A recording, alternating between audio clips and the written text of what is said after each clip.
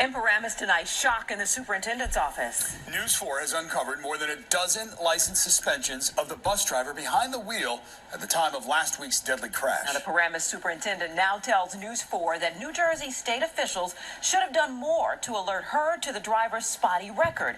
Did the state drop the ball? The I-Teams Chris Glorioso is live in Paramus, and he found a blind spot in the way bus drivers are monitored. Chris?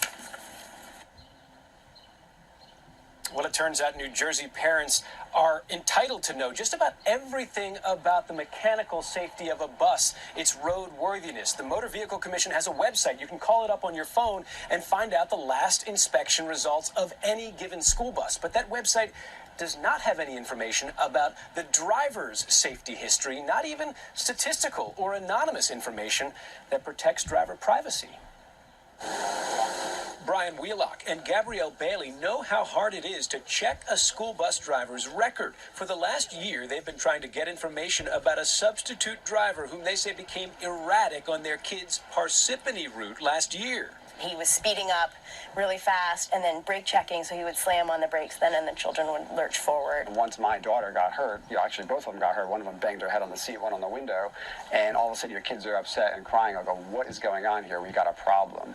The quest for school bus driver information took on new meaning after last week's fatal bus crash involving a load of fifth graders from Paramus. Days after 2 passengers died in the wreck, we learned the driver had multiple license suspensions, speeding tickets, and a violation for an improper turn, all going back to the 70s. The Motor Vehicle Commission tells the I-Team every entity that employs school bus drivers must keep up-to-date driver history abstracts for each driver. But on the NBC website, you can only find information about mechanical inspections of buses. Fire extinguisher rejected for fire extinguisher.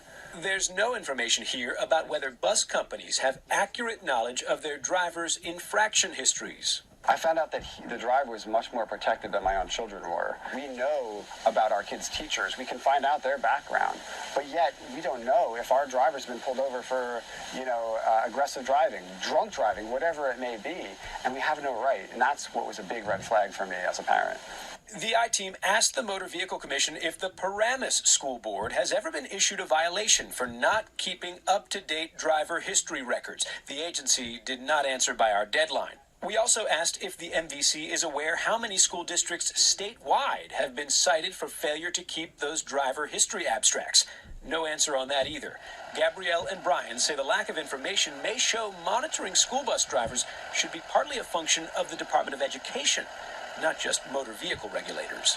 When I heard the news about the bus crash, I felt sick because I knew that we had been saying less than a year before, we need to have clarity on who these bus drivers are and what their qualifications are and what their records are.